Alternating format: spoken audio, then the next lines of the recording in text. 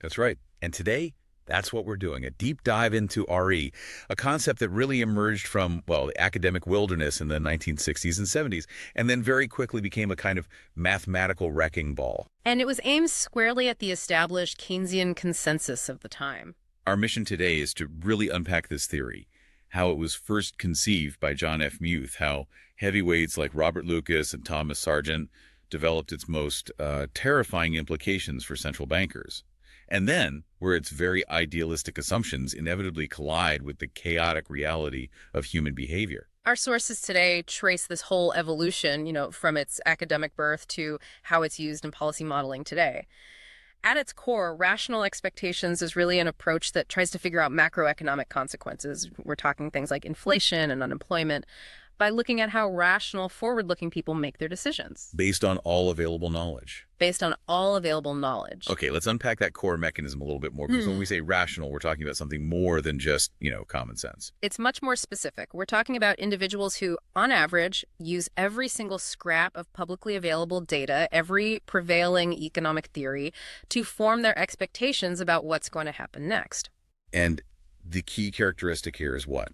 It's the elimination of systematic error. So, if you make a prediction about next year's inflation, you might be wrong. A sudden global event, a shock, could throw it off. Sure, but your error won't be consistently in one direction. You won't always be underestimating inflation, for example. Rational agents learn, and they adjust their models instantly. Their predictions are, on average, unbiased. They're perfectly informed. This whole paradigm shift, from agents who learn slowly to agents who anticipate instantly, it really was a necessary response to a crisis, wasn't it? The idea itself actually predates the crisis, coming from John F. Muth's seminal 1961 paper. Right. Rational expectations and the theory of price movements. Muth laid the conceptual groundwork. He basically argued that if people know how the economy works and they know how the central bank is going to respond to certain things, they'll factor that expected response into their decisions right now. But the theory really blew up in the 70s. It did. Why then? Because that's when the dominant economic models of the mid-century, which were largely based on Keynesian ideas, just failed spectacularly. The 70s brought us stagflation. High inflation and high unemployment at the same time. At the same time. The old models, which suggested this neat trade-off between the two, they just couldn't explain it. Right. So economists needed a radically new way to model how people behave. And that's where Robert Lucas and Thomas Sargent came in. And they turned Muth's concept into the mathematical foundation of what we now call new classical microeconomics. So to really appreciate just how audacious rational expectations was, we have to look back at the model it was trying to replace. Adaptive expectations. AE. Adaptive expectations was the standard for decades. It was how we modeled the way people predicted things, especially inflation. And it was simple. How simple? Your expectation for future inflation was based only on what inflation was in the recent past. You were essentially just looking in the rearview mirror. And that seems logical. On the surface, we all use history as a guide. But the critical flaw, the one that the RE theorists just ruthlessly exposed, was that under AE, people were basically doomed to be systematic losers. That is the crucial distinction. I mean, think about it. If the economy entered a long period of accelerating inflation, say it goes from 2% to 4%, then to 6%. Under the old model. The adaptive expectations model dictates that agents would always predict something lower than the actual rate. They are systematically underestimating the cost of living year after year after year. It's like the difference between a novice chess player and a grandmaster. Good analogy. The novice only looks at the opponent's last move and is just constantly reacting. But the grandmaster is thinking 5, 10 moves ahead, factoring in the opponent's whole strategy. And economists realized that assuming everyone was an eternal novice was, well, it was irrational. Right. A truly rational person would learn from those mistakes. They'd see the accelerating trend and adjust their expectations upward to account for the government's predictable pattern of policy. And this realization leads straight to the first, really shocking implication from you, the policy and effectiveness principle. Exactly. If individuals use all available information to make these unbiased predictions, then predictable government policies just don't work. Why? Because those expectations are already baked in. They're pre-accounted for. Let's use that analogy you mentioned, the self-fulfilling prophecy, to really illustrate this. How does that anticipation immediately just cancel out the intended stimulus. Okay, take monetary policy. Let's say the government signals or just follows a predictable rule that when unemployment gets high, the central bank will increase the money supply to try and stimulate growth. Okay, a standard playbook move. A standard move. But if agents are rational, they immediately anticipate the outcome of that predictable action. They think, here comes the inflation. So before the central bank even does anything, what happens? Businesses and workers factor in that expected inflation. Workers go to their bosses and immediately demand higher nominal wages to maintain their real purchasing power. Businesses start raising their prices for goods and services to protect their profit margins. And this all happens just based on the expectation. Just on the expectation. This simultaneous adjustment of wages and prices completely offsets the potential stimulus. The real purchasing power of any new money that gets printed is neutralized before it even hits the street. It's a classic case of preemption. The expected policy has already created its inflationary effect, that's self-fulfilling prophecy, before the policy can create any real economic benefit in terms of output or jobs. And Robert Lucas, he took this idea and just ran with it, formalizing it in his major works in the 70s. He focused heavily on this concept of the neutrality of money. Okay, for our listeners, let's just clarify that distinction between nominal and real variables. It's so central to Lucas's argument. Sure, so a nominal variable is just measured in current prices. Think of your dollar wage, or the price you see for a gallon of gas. A real variable is adjusted for inflation. It represents your actual purchasing power or physical output. Like the number of cars a factory produces or what your salary can actually buy you. Exactly. And pre-Lucas, Keynesian models accepted that in the short run, monetary policy could affect those real variables. It could increase output, lower unemployment, because prices and wages were thought to be sticky. They were slow to adjust. Right. But Lucas argued that when individuals hold rational expectations, that stickiness just vanishes, at least for any anticipated policy. When the central bank predictably changes the money supply, agents immediately adjust their expectations for future prices. And they adjust their nominal wages and prices right now. Not a year from now. Right now. This immediate adjustment, based purely on the anticipation of the change, completely eliminates the expansionary effect on real variables like output and employment. And that is the core takeaway of Lucas's neutrality argument. Predictable changes in the money supply are argued to have no real effects on the economy. The outcome is purely inflationary, zero impact on real activity. It was a devastating conclusion for policymakers who relied on that kind of discretionary, predictable policy to fine-tune the economy. Lucas was essentially telling them, stop trying to trick the public. Because you can't. Because you can't. A stable, low inflationary monetary policy that is consistent with rational expectations will be far more effective than trying to exploit these perceived short-term trade-offs that don't actually exist. This brings us to the moment rational expectations became, as I said before, a mathematical hammer. And it completely negated what had been the primary policy menu for decades. The Phillips curve. Ah, the Phillips curve, yes. That inverse relationship between inflation and unemployment. It was the intellectual backbone of policy in the 1960s. Want lower unemployment. Just accept a little more inflation. I want to fight inflation. You had to accept a little higher unemployment.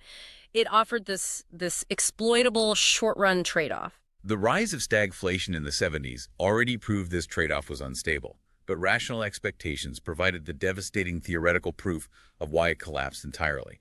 And this is where Thomas Sargent's work becomes so essential. Sargent applied RE to analyze fluctuations in the real interest rate and, importantly, the natural rate of unemployment. He really reinforced this concept of the natural rate, which today we often call the NARU, the non-accelerating inflation rate of unemployment. And the natural rate isn't some fixed number, right? It's determined by structural factors.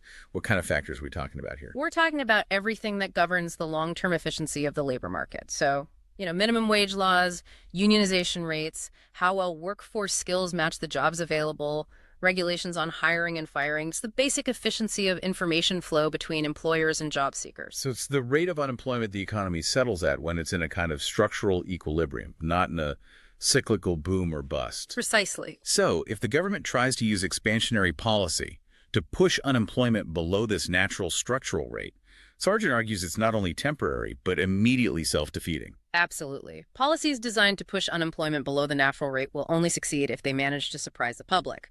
If the policy is predictable, rational agents anticipate the coming inflation.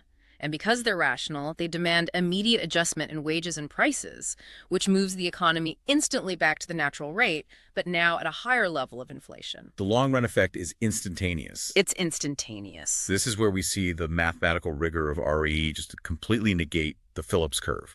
The distinction between the short run and the long run is, for any anticipated policy, nullified. Yes. And if we delve into the theoretical modeling just for a moment, the math makes it very clear where that policy effect just vanishes.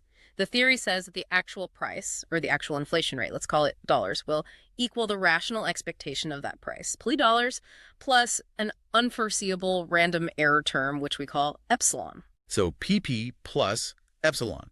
The expectation, $, is based on all public info and the true economic model. And that error term, epsilon, is truly random. It averages out to 0 over time. Critically, deviations of the actual economy from its expected long-term equilibrium only happen because of that random error term, epsilon dollars. Since rational agents have already factored every predictable piece of policy into pause, any real-world policy effect has to be contained only within that residual, unforeseeable shock. And this realization formed the basis for the policy ineffectiveness proposition, which was developed rigorously by Sargent and Wallace. Let's just walk through the core logic of that mathematical derivation just to see how that anticipation causes the cancellation. Okay, so we start with the inflation equation. The actual inflation rate depends on predictable factors, like the predictable part of money supply growth, let's call that $1 for past monetary policy, and other structural variables, $6, plus that unavoidable random shock, epsilon. When rational agents form their expectations, they're looking at that equation. They know dollars and dollars. They can predict the average outcome perfectly. But that unpredictable element, epsilon, has an expected value of 0, so it just drops out of their expectation equation. Correct. The expected inflation rate, or expected dollars, is based only on the predictable element, dollars and $6. The public knows the average effect of the policy, so they factor that average inflationary consequence in immediately. Okay, now we bring in the expectations augmented Phillips curve.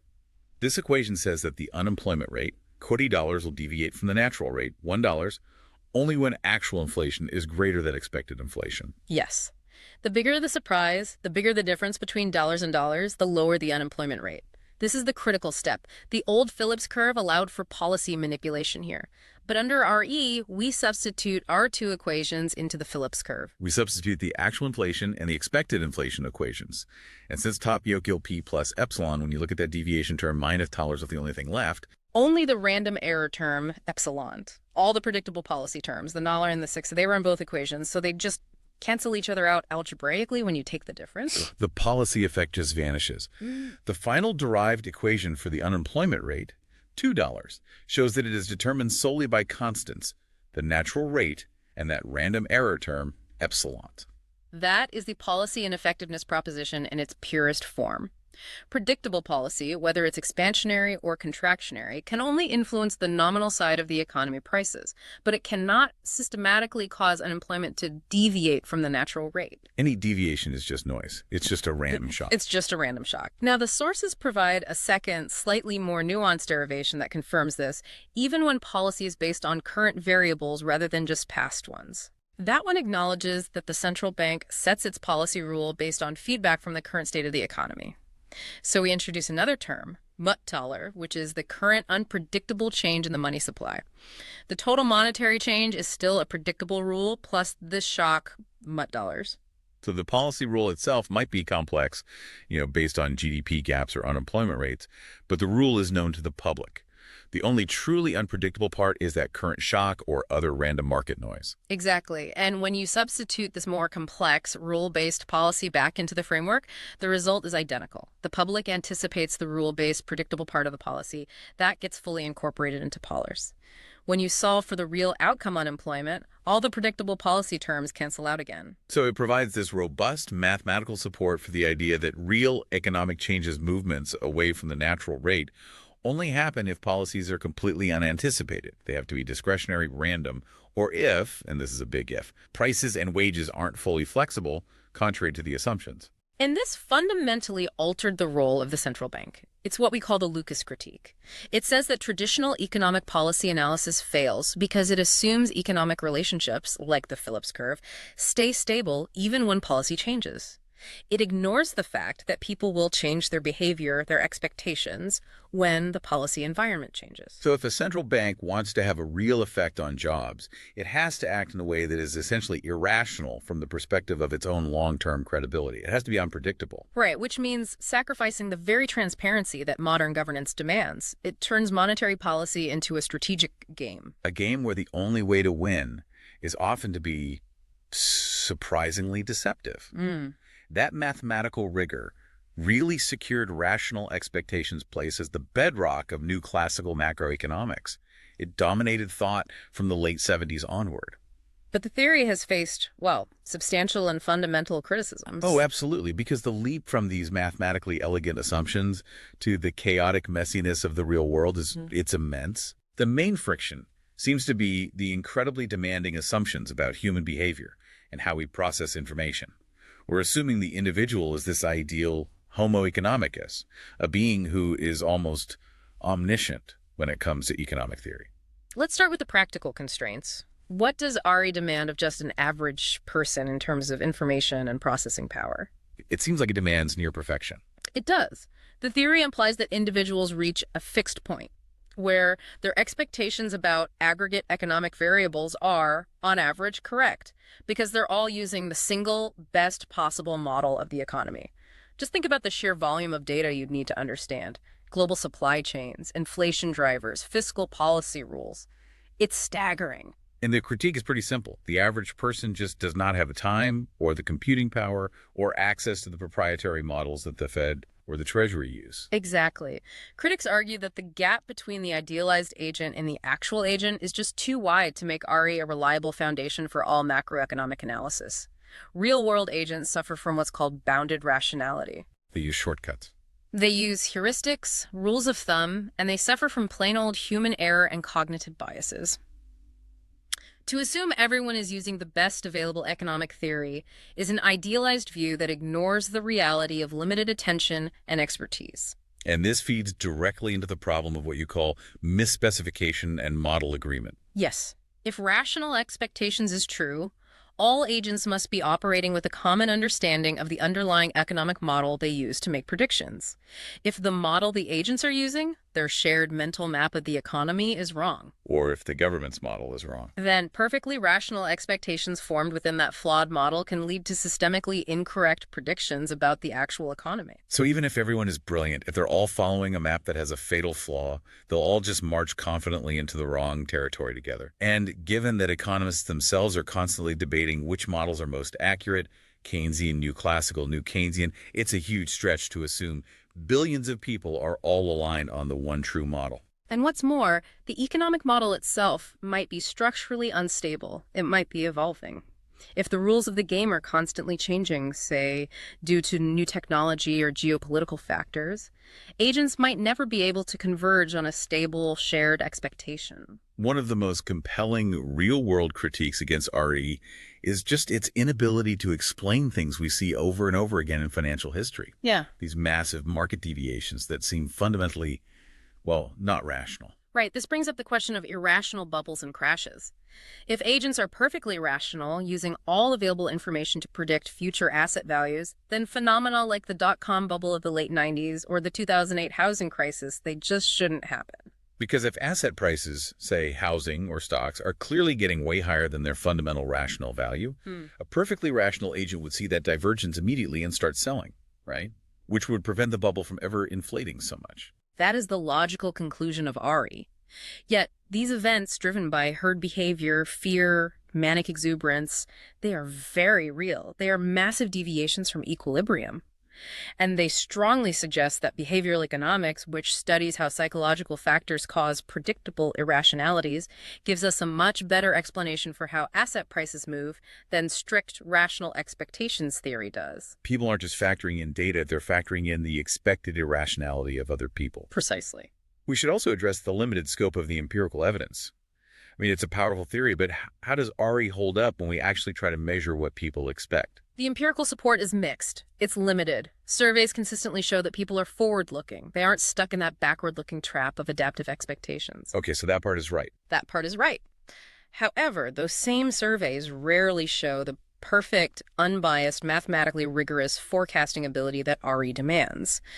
It seems people are partially rational, they incorporate some information, but they're bounded by costs, effort, and bias. The real world seems to exist in this gray area, where the assumptions of RE are an ideal, not a description.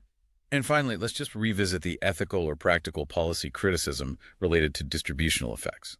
Right. Rational expectations theory focuses almost entirely on aggregate outcomes. The models worry about what happens to total GDP, total employment, overall inflation. It's a very high-level macro focus. And critics point out that this intense focus often fails to pay enough attention to the distributional effects of economic policies. Can you give us an example of how that aggregate neutrality can hide some significant pain? Sure. Consider a policy that is perfectly anticipated, and so, according to Ari, neutral.